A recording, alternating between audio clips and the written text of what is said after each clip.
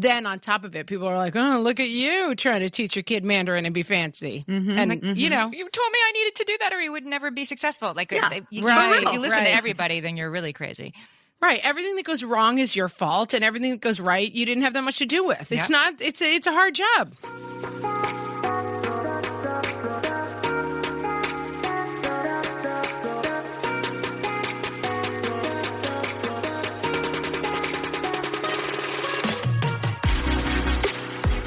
Hey girl, imagine a life where you feel supported, connected, and understood.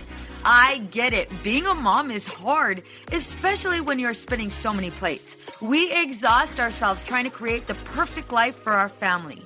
You deserve to enjoy your family without the stress perfectionism brings. On this podcast, I provide practical and relatable life experiences.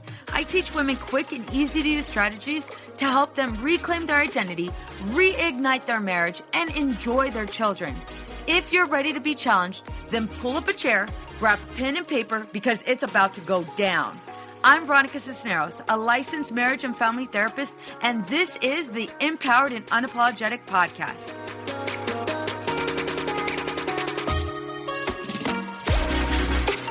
Welcome to Empowered and Unapologetic. I'm your host, Veronica Cisneros.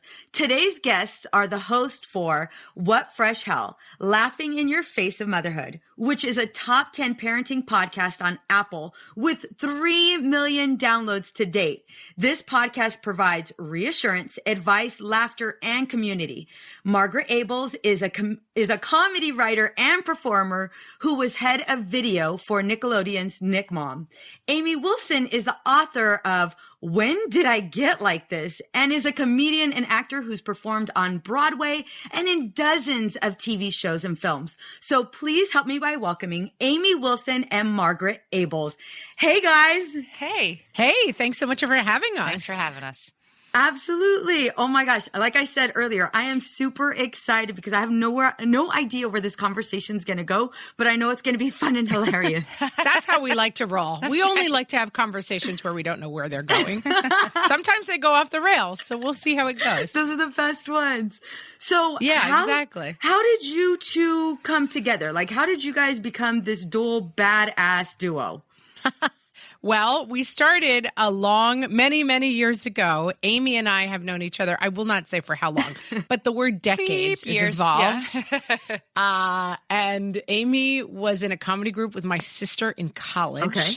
And we didn't know each other super well, but we always knew who the other one was. And then we were both in LA. Amy was on a bunch of sitcoms, and I would see her on TV and be like, oh my God, that's Amy Wilson. Yeah. And I was out there writing comedy and doing TV stuff. And our paths kept crossing. And then we both started blogs a long time ago. And then we would overlap in the blogging world, like at blogging conferences. I'd be like, you're Amy Wilson from TV. And also, you know, my sister. And also my sister.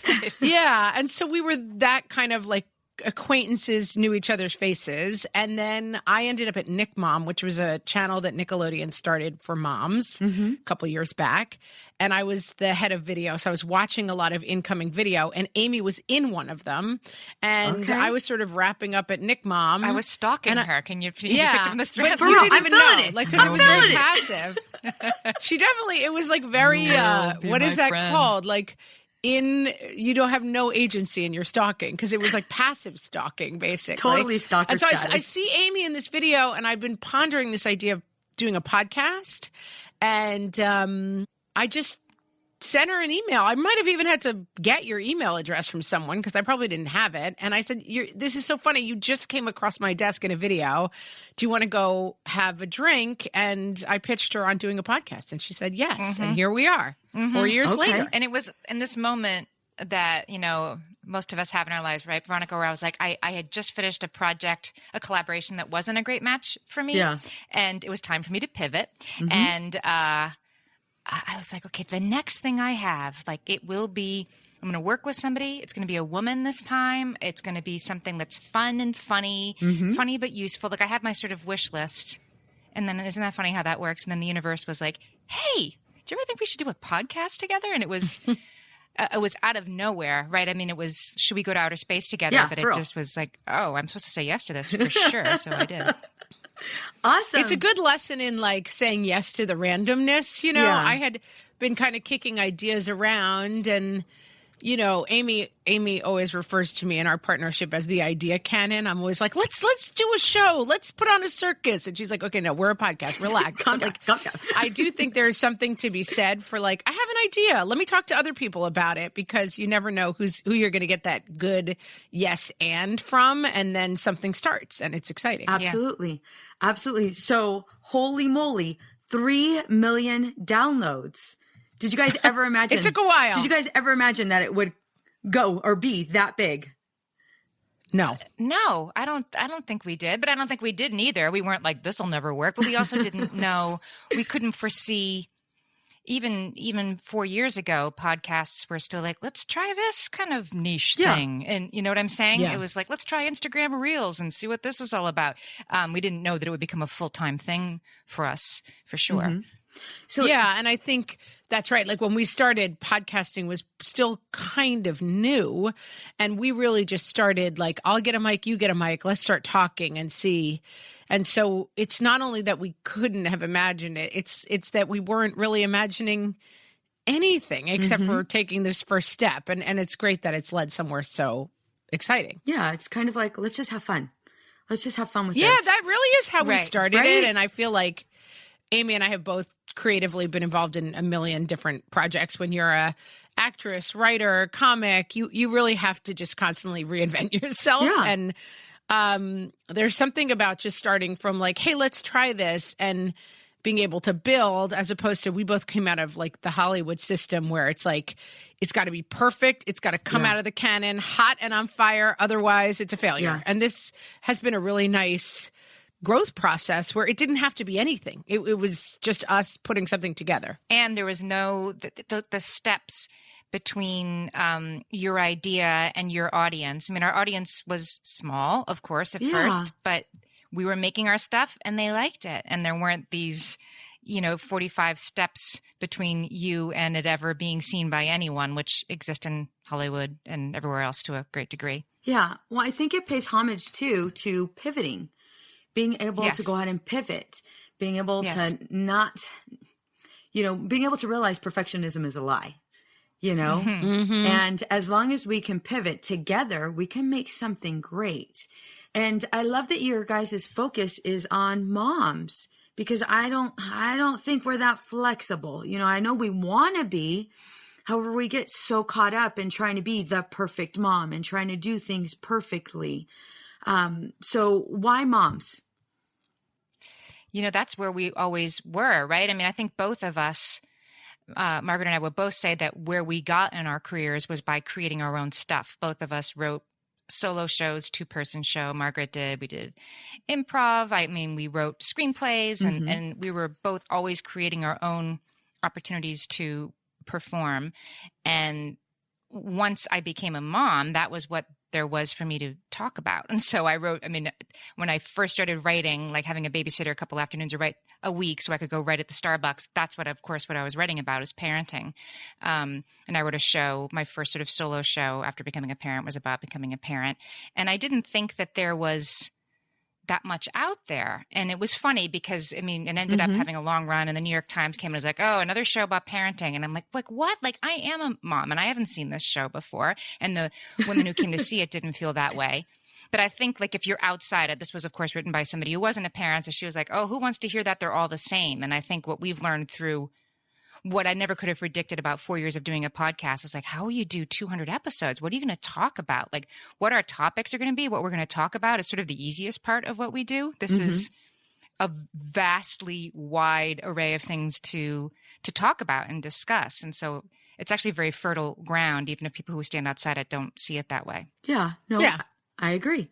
It's interesting that right before logging on, there was somebody that wanted to join my group. It's a group that I have for women. And this is what they asked me. I'm a working mom who feels guilty for yelling at my kids. I work all day and the rest, whatever I have left, are for my babies.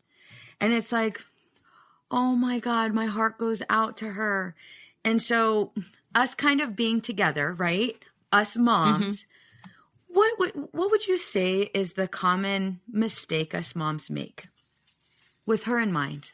Well, I think I might flip it a little bit because we have done a full episode on yelling. Yelling is a topic that comes up a lot. Yeah. And I feel like we try to really take the point of view that like this idea of like feeling guilty and feeling like we're making mistakes and that other people are doing it better than us and that other people are not yelling at their kids. We're the people yelling at our kids because we're so tired and this and strung out and remote learning is horrible and we're scared and we're anxious. And there's a lot of reasons we yell at our kids, and yelling is not the worst thing in the world. It's okay. Like, you don't want to only communicate with your children by yelling at them. And if you find yourself yelling at them all the time, I like that you're taking some time out to this person recognize that and say like, hey, this is not going great. What can I do? Mm-hmm. But we try to never start from the point of view of like, you're doing a bad job. You're yelling and that's not okay. And you've got to fix it. We start from the point of view of like,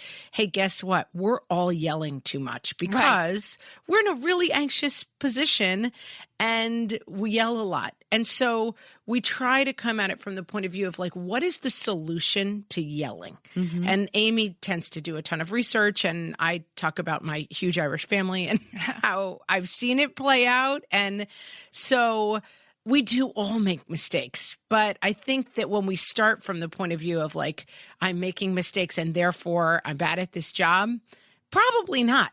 Could you be doing it better? Are there people doing it better than you? There's probably some people doing it better than you. Are there people doing it not as well as you? Yes. Lots of people are not doing it as well as you. And so what we try to put in people's path is getting off the hook, stopping with the, worrying about where we are in the mom race and saying, hey, if we're having a problem, if our kid's not eating well, if we're fighting too much with our spouse, like, what's going on? And are there ways to like go reset ourselves to a place where we know feels better? Absolutely. Not here's what you're doing wrong. Yes. Mm-hmm. Yes. So I kind of want to put it out there. And what would you say is your biggest struggle personally as a mom? Yelling. I love that you said that. I'm a huge yeller. I have a short temper, always have, and I tend to. Amy and I always refer to it as respect my authority, but it's just that thing of like I don't like to be challenged, and one thing we say all the time. I would say my biggest problem as a mom, as a woman, as a human being on this earth is telling myself the wrong story. So telling myself, my husband doesn't do anything. I have to do it all. I am victimized by that. Telling myself the story of I hate cooking and yet I produce meals all the time and these people are not grateful enough for those meals. And so, I mean, I think Amy has really helped me with that on the podcast, talking stuff through. I think that's my biggest flaw as a person is getting into the wrong story and not telling myself the story is like, my husband and I love each other, but we're in a really hard situation and sometimes it's hard. That story is a lot better than the story of like, my husband's an idiot who was born to get in my way. Yeah. I think my biggest struggle used to be when my kids were younger, my struggle was that I was bad at this and nobody else was, right? Like it's very binary. Like I yell at my kids and nobody else does. I'm the only one who's failing to this degree, which of course isn't true, but I was stuck there definitely. And now I think I am a little bit stuck in I have 3 teenagers and, thoughts and prayers to Amy, yes, please. There's many an hour that goes by without a kind word or look from anybody I live with, just demands. And, feeling like I'm not being appreciated. And I don't think that's a story I tell myself. I think that that's kind of true. And how I seek out my self-worth without trying to find it in the eyes of my high school sophomore. You see what I'm saying? Like he'll come around. It's not his job to make me feel better during the pandemic. It's not totally my job to make him feel better either. It's our job to coexist in this age-appropriate ages and stages sort of way. Absolutely. Since we're all putting it out there, I'm going to put mine on here too. My biggest struggle has been recognizing when it's time to call it quits. When I need to go ahead and stop working and being intentional as a mom and being present. And that's something that I've been trying to focus on for a good amount of time. And just like all of us, we're all going to be a work in progress. All of us, we're not going to get this 100% right. And that's not my goal. And it doesn't sound like that's your guys' goal too, to be this perfect mom. It's definitely not. Right? Because it doesn't exist. If it is, we're in a lot of trouble. It sounds more like, okay, this is the current issue that I'm struggling with. Okay. So I get to give myself grace. I get to recognize that it's a story that I tell myself, and maybe I need to challenge that story, and then I love what you just shared too. Like it's not for my, did you mention sophomore? Was it sophomore or junior? It's not for him to figure it out. It's for me to figure it out. So why do you guys think that we fall into these patterns? I think it's our assignment. I think it's what the world tells us. Like, you better figure this out. Like, they better be doing, like, they'll never go to college unless you have their, fine motor skills figured out by their 5th birthday. I mean, I think that's my soapbox, right, Margaret? Like, we are both told that we need to freak out about everything, and then are made fun of for having freaked out about those things. It makes me crazy. Yeah. Yeah, and I think it is a really important job. Like, you're guiding humans into the world. Like, it's a pretty big job. And so I think it's okay to feel freaked out by it, because you want them to turn out happy and healthy and really, honestly, probably successful and fulfilled, and you want everything for them. And then the great paradox of being alive is that you cannot actually provide those things. And so you're really we say all the time, you're not at the helm of the boat. You're in another boat yelling to their boat and being like, you might want to head left a little bit, but you don't really, I think that I always say, I imagined motherhood like being handed a lump of clay to mold. And it's really nothing like that. It's like being in a room with another functional human who you don't have a lot of control over. Mm-hmm. And so I think that the distance between those two images is very, very difficult. And as Amy says, then on top of it, people are like, oh, look at you trying to teach your kid Mandarin and be fancy. Mm-hmm. And, like, you told me I needed to do that or you would never be successful. Like, if you listen to everybody, then you're really crazy. Right. Everything that goes wrong is your fault, and everything that goes right, you didn't have that much to do with. It's not, it's a hard job. Yes, it is. So I can't believe I'm sharing this, but I'm going to share it because, like I said in the beginning, we just go That's there. How we roll. This is how we roll. So this weekend, every Sunday is one of my kids. It's the family, somebody in the family gets to pick the day's activities. So we have a whole board, kind of like what you see in the back, but it's a whole board of Post-it notes, right? It's a whole list of activities, and whoever's day it is, we get to go ahead and pick from that board and do whatever the activities are. Oh my God, It's amazing. It's so amazing. So it was Aubrey's day. Aubrey's my middle one. She's 13. Oh my God, she's going to be 14. I'm going to have a heart attack. Okay. Yeah. So we're at the mall. Aaliyah and Aubrey are in one store. Me and Brooklyn are in another one.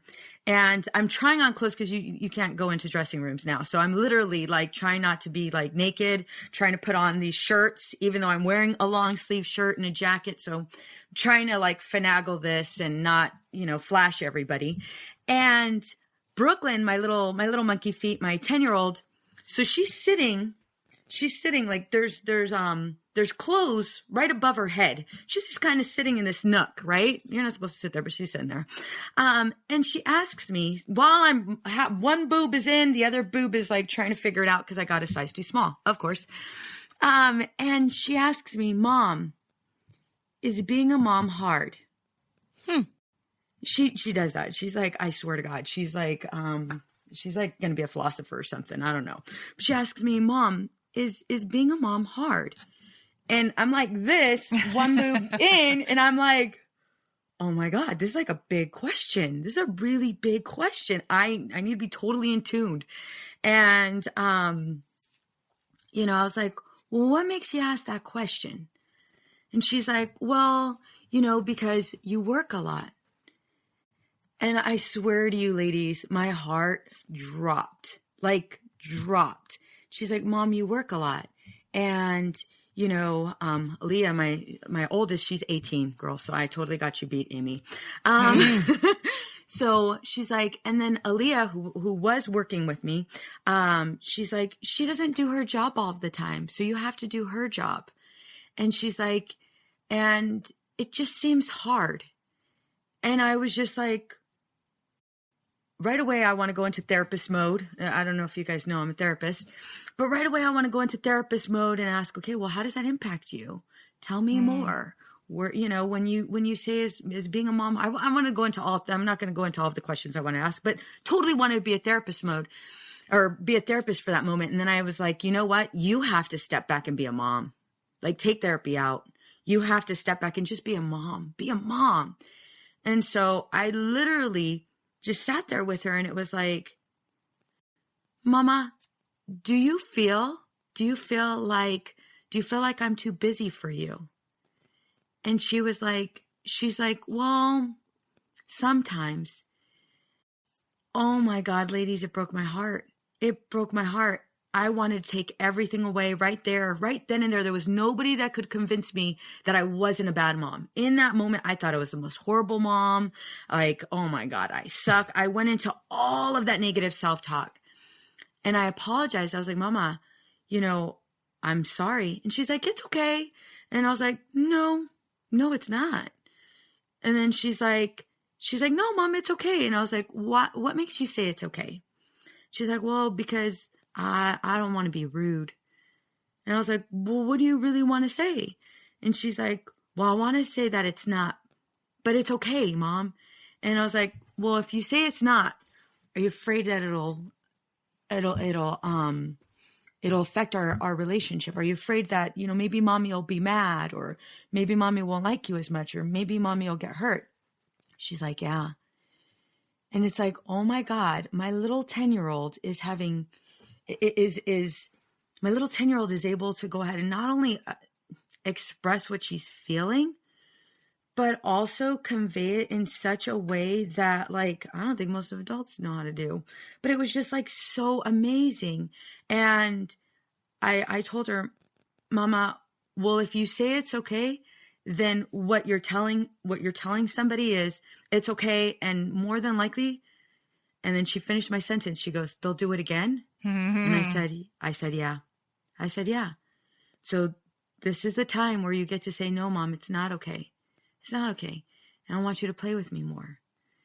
And then I go, what does that sound like? And she goes, yeah, I do want you to play with me more. And she's like, and, I do want this and I do want that. And it was just like, I was like, all right, we're going to do it. And I don't think we allow ourselves to have conversations like that with our kids because we don't want to hear the truth. If I'm being 100% honest, most of us don't want to hear the truth. And I hear this when I'm in session with my clients, and not only that, but I hear this with the women I coach. We don't want to have these uncomfortable conversations because we don't want to hear the truth. Because where we go with the truth is I'm a bad mom versus kind of like what you were saying, Meg. This is just a story I tell myself. I could do better. I can change this. So I kind of want to hear your guys' input. I mean, I think that's right. And I also think that we like to focus on what we call developmentally appropriate behavior. And a 10-year-old who's starting to give you feedback on your parenting is exhibiting developmentally appropriate behavior. And 100%. That is a developmental stage of childhood. And I think that one thing, I mean, I'm kind of big on there's a mom role and there's a child role. And they're not equal. Yeah. And so I do have that sometimes with my kids where I'm like, I appreciate your feedback, but it's really not welcome at this time. Like, I'm kind of running the show here. So I like getting feedback from my kids, but it's not equal to my decisions, Oh, God, yes. And I also think that it can be really helpful to have those conversations. We talk a lot about good places to talk to your kids. Sometimes when I'm driving, especially I have 2 boys, and they don't want to sit around and have conversations ever. And so sometimes when I'm driving, we'll get into stuff. But sometimes, my son will say to me, you're being kind of mean lately. You're yelling a lot. And I'm like, it's true. I think I've let the stress of the holidays, let's say, really get to me. And I apologize. And I'm going to try to fix that. But there are also times where my kids will say stuff to me like, I want you to do something with me instead of doing the work that you're doing. No, I'm busy working. This is my job. I have a job and kids. And I think that there's 2 sides to it, right? Letting our kids' voices in and also making decisions. And it sounds like in that situation, you were really open and able to say hey, there is more room for this. And we also say a lot, like, come from a place of yes, right? So when my kids are like, can we have breakfast for dinner? I used to be, before I think we started the podcast, always like, no, we can't. No, that's not healthy. No, you can't run out in the snow barefoot. No, that's not safe. And now I have tried to reset after talking to a lot of people. Let's come from a place of yes, like, hey, can we play more? Yes, we can. And this is the times we're going to do it. But at the same time, it's like you can hear your kids' input, but your kids' input is just one. I have 3 kids. I have a 5-member family, you know? Yeah. And so my 10-year-old's feedback is one small part of the chorus of my life. And so on the one hand, yes, it's great to like hear your kids and try to say yes. And on another hand, it's great to reinforce with your kids, like, I have a job, Dad has a job, and we're 5 of us. And so it's not always exactly the way you want it. And that's another part of life. Yeah. I think the other thing where I was going with her is I didn't want her to feel invalidated. She was speaking up about something. She developed the courage to go ahead and say this out loud. And it wasn't in a demeaning way. It wasn't like, Mom, you need to do better. It wasn't anything like that. It was like, you know what? This is something that's bothering me. And so just a question I'm going to ask. And if I wasn't open to being willing to have that dialogue, you know, maybe she would have felt, maybe that would have increased and her and I would have never connected on that level. I think that's right. And that's something somewhere that we've come a lot as parents, I think, from the generation before us, is the ability for kids to say things and really be heard. And I'm trying to shed maybe a little bit of my historical, like, kids have a role and parents have a role and you know, and find that middle ground. And it sounds like you handled it really perfectly, like opening up to that voice, which is important. But part of it, I think, too, is like, she's asking for something specific, right? She's a wise child. Like, I'd like to spend more time with you. It isn't, you don't love me as much as you love, right? It was something really actionable. So in this case, it's like, it seems to me there's an easy fix there. And you can try to move very smoothly through the step of like, I'm a terrible mother. No other child is like that. You can get caught in that spider web. You know what I mean? Like that, just push through that to the, okay, she wants to spend more time with me. Wonderful. This won't always be the case. I'm going to put a date on the calendar right now. Yeah. And not wallow in the, oh, I must be so terrible to have had my kids say this to me moment. Absolutely. I appreciate both the feedback and, you know, going back to Meg, being able to go ahead and discern when it's something that, okay, this is mom's role, because mom's role and child's role, they're not the same. They're not by any means equal. I will never be my daughter's best friend. I'm going to be her mom. You know, my 18-year-old, she's cool, and I'm her mom. You know what I mean? Like, we're cool, but I'm still your mom. And yeah, you can kick it with me at Coachella, but you know, mommy's partying, so stay over there. But yeah, absolutely. Like making sure we have those roles, and, you know, going back to what Amy said, being able to listen, you know, being in tuned with that. So I kind of want to ask you guys, when have you been, if ever, in maybe a similar situation where you had to kind of step back and go, wait a minute, I'm not going to beat myself up. I'm going to go ahead and listen to what's being said, and I get to tweak it. I mean, there's so many examples for me. I mean, the one that comes up for you. The one that comes up for me, I would say, is like my kids. I was a picky eater, and my kids are all really picky eaters, and I've had the experience. I was like, oh, they'll outgrow it. It's fine. And now they're 12, 10, and 8, and like they're not really outgrowing it. And I feel like I go out places, and people are like, your kids don't eat anything. And I'm like, that's because I failed. I knew I was supposed to be doing this right, and I did it completely wrong, and that's why.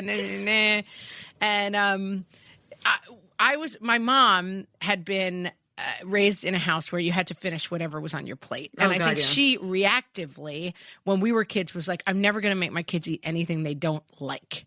And so we probably grew up eating in a different kind of crazy way. And now I'm 3rd generation crazy, where I'm just like, I'm going to kind of sometimes tell you have to eat it. I don't know what the heck I'm doing. I have no idea. And I often find myself talking about this and being like, this is somewhere I really failed as a parent. Like teaching my kids to eat properly, I did a bad job at it. But I try not to stay there that long. It is what it is. Like I sometimes feel that way, but I I still think it's probably going to work out. And I wish I didn't have to put up with people being like, oh, your kids don't eat anything. Yeah. But I probably do. And it's not the end of the world. Right. And then what happens, right? The biggest problem with that is that you feel bad. Exactly. For me, it was, we get to talk to such interesting people on the show, right? Like such wise experts. And we were talking to Dr. Wendy Mogul, who I love. She wrote, oh my God. Amy loves her. The Blessing of a Skinny. A lot. It was the first person who was like, we love you. Will you be on our show? And she said, yes. I'm like, I get to talk to her. So I said, so I have a question for you. And her answer blew my mind in ways I wasn't expecting. My sort of love measurer, wary, not so sure that they're getting as good a shake as the other kids in the family, would say, hey, like, guess what happened at school today? I'd say, oh, what? And this kid would say, oh, now you're making that face, that pretend to listen face. I'm like, I'm listening. What are you talking about? Oh, no, now you're making that face. And I said to her, well, how do I handle that when my kid says that to me? And I was looking to her to find out, like, what's the right way to respond to help this kid understand, you're incorrect and I'm the parent and this is, yeah. And she was like, well, maybe he's onto something. Mm-hmm. I guess I would respond and say, let me think about that. When you say that, I'm not sure what that means. Will you tell me more about that? She's like, 'cause maybe you do make a certain face. And I was like, what? I didn't know until then that my job wasn't always to talk my kid out of the negative things they were thinking about me or other people. That I could entertain the idea that I perhaps had something to learn from this kid. I had no idea until she told me that. Absolutely. Absolutely. I would even go as far as asking, well, why are you triggered by that? Mm-hmm. The minute he says that, okay, I'm going into therapist mode. Mm-hmm. The minute he says that, the minute he says that, what is it about that phrase that triggers you so much? And then in addition to that, why is there resistance on hearing him out? Right. Like hearing what he has to say, hearing about his complaint. Like, what is that resistance initially? Your kid's trying to communicate with you something and you're right away going, nope, face isn't there. I don't even know what you're talking about. Like, just say the damn thing. Just hurry up and say it. What we don't realize is, like they say, most of our communication is nonverbal.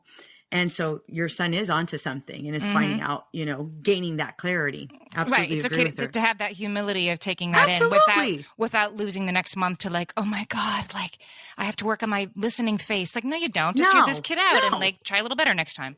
Yeah. Well, and what is he trying to tell you? You know what I mean? He's telling you something. He just maybe doesn't have the words to go ahead and say it. Right. And then in addition to that, having that moment of clarity, it's a beautiful thing when you allow it. But I think we're all on guard with being a mom. We don't want to be criticized. We're automatically putting everything into it, everything, giving it our all. I mean, when I heard Monkey Feet, that's what I call her. When I heard Monkey Feet say that, it's like, girl, do you have it? Today's Aubrey's day. Like, it's Aubrey's day. Like, you're going to get your day. You know what I mean? And no, I don't work all day. I wanted to go into like showing her my damn time card. I don't even have one, but I wanted to draw it out for her. Like, look, girl, at 5:00, mama's done. Her last session is at this time. And then I run downstairs because I'm working from home right now. Then I run downstairs and I hang out with you. And we played Uno. Do you not remember? Like I want to go into... Right. Right? I have a picture. Look at that. You were laughing. You were laughing. If you have a picture of you playing Uno with your kid, I'm on your team. That's all I'm going to say. Thank you, Meg. Dead wrong. Thank you, Meg. If you ever played Uno, I mean, you're a winner. Girl, we played Uno last night. But it's just like, horrible. But yes, I love that you just shared that. I didn't even know I was making a face. I wasn't even aware of it. And the fact that you asked, Wendy, is that her name? Yeah. The fact that you asked her, it's because it meant something to you, and all of these things, motherhood, all of it, we take a great deal of pride in what we do. We're huge nurturers, we're huge lovers. And if we can just give ourselves a little bit of grace, I don't know. I'm not going to say this world's going to be a happy place because that's totally cliche, but you get my point. Like, yeah, I don't know. So one of the questions, I have two questions for you, and these are the questions I ask everybody. What are you doing right now to live the life you want to live? Should I go first? Yes. I have a a script of a musical, actually, the book of a musical that I was writing with 2 collaborators, and we put it aside for most of 2020 because what is art during a pandemic, right? And will this show make sense? And so we got together at the end of 2020 and said, like, okay, we're ready to move forward, and this is it. And they're the songwriters, and I'm the script writer, so I kind of have to go first. And finding the time to work on that is hard. And so I have giving myself the gift of sort of blocking out my time a little more carefully and saying, like, oh, I do have this place here, and I'm trying to do something where I'm just touching it every day, even if I'm in that file for 5 minutes a day. Yeah. I mean, I wish it was 4 hours a day, but even if it's 5 minutes a day and I touch it, then I'm not spending 90 minutes on it and then putting it down for 3 weeks and then carry around the guilt instead of just doing the work and then pick it up and have to start from the beginning again. That's the gift I'm giving myself, is touching that every day until I get it done. Beautiful. I love that. Meg? Mine is, it's New Year's resolution adjacent, but it's, my husband and I try to meet on New Year's Day every year and talk about whatever, everything, our budget, our goals, our everything. And my big purpose for this year is to set, I have a work goal, podcasting goal. I have another job that I do have a goal there. And then I have some goals for home. And then that's it on goals. Cause I tend to be a little bit idea cannish. Idea cannon. I see it. I love it. Shiny object. Like people come to me and they're like, you would be great to run the blah, blah committee. And I'm like, I would be great. I'll do it tomorrow.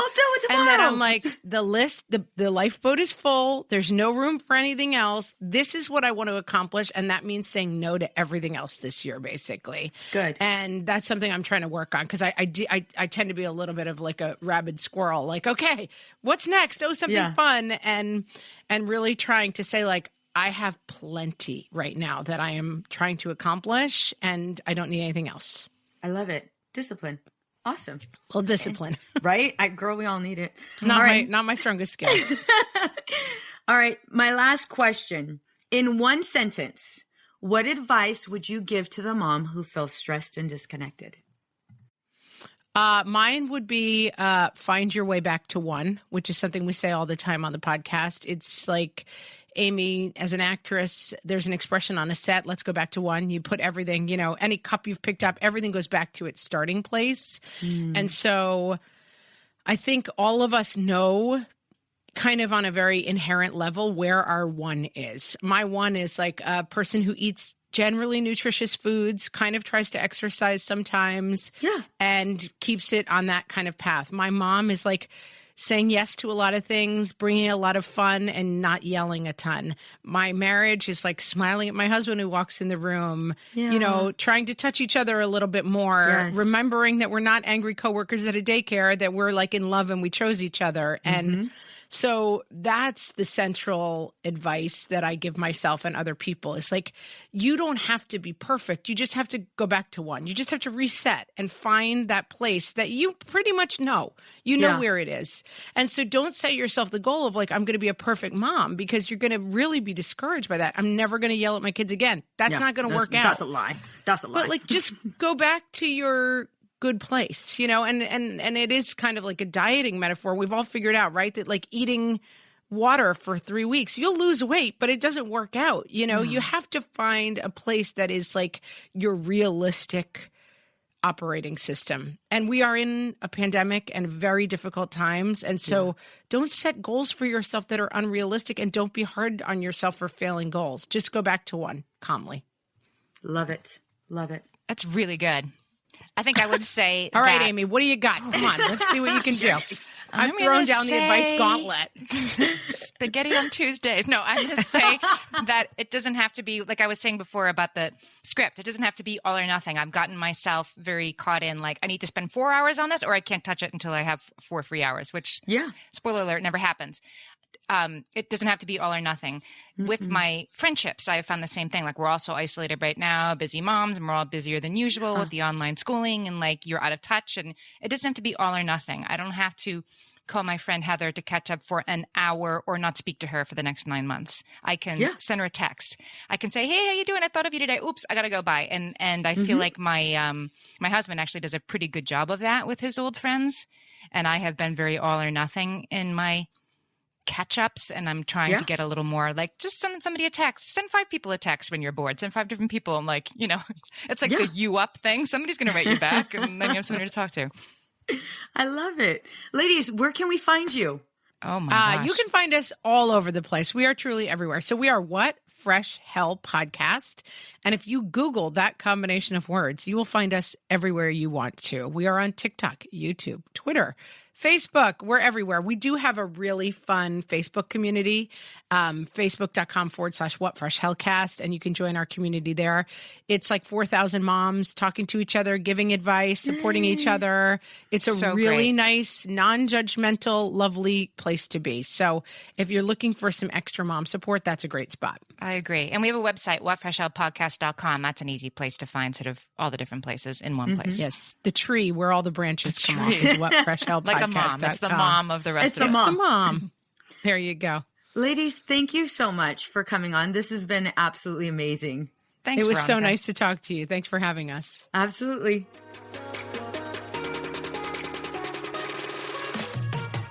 Many women lose their own identity in the shadow of being a mom and a wife. We are a community of women who support each other. We leave perfectionism behind to become empowered and unapologetic. I want to personally invite you to join our Girl Gang. It's a free Facebook community for women just like you. Go to www.facebook.com/groups/empowered and unapologetic. See you there. What's up, ladies? Just want to let you guys know that your ratings and reviews for this podcast are greatly appreciated. If you love this podcast, please go to iTunes right now, write a review, rate the episode, and subscribe. Don't forget to share it with your friends. Empowered and Unapologetic is part of the Practice of the Practice Podcast Network, a family of podcasts that change the world. To hear other podcasts like the Bomb Mom Podcast, Beta Male Revolution, or Imperfect Thriving, go to practiceofthepractice.com/network. This podcast is designed to provide accurate and authoritative information in regards to the subject matter covered. This is given with the understanding that neither the host, Practice of the Practice, or the guests are providing legal, mental health, or other professional information. If you need a professional, you should find one.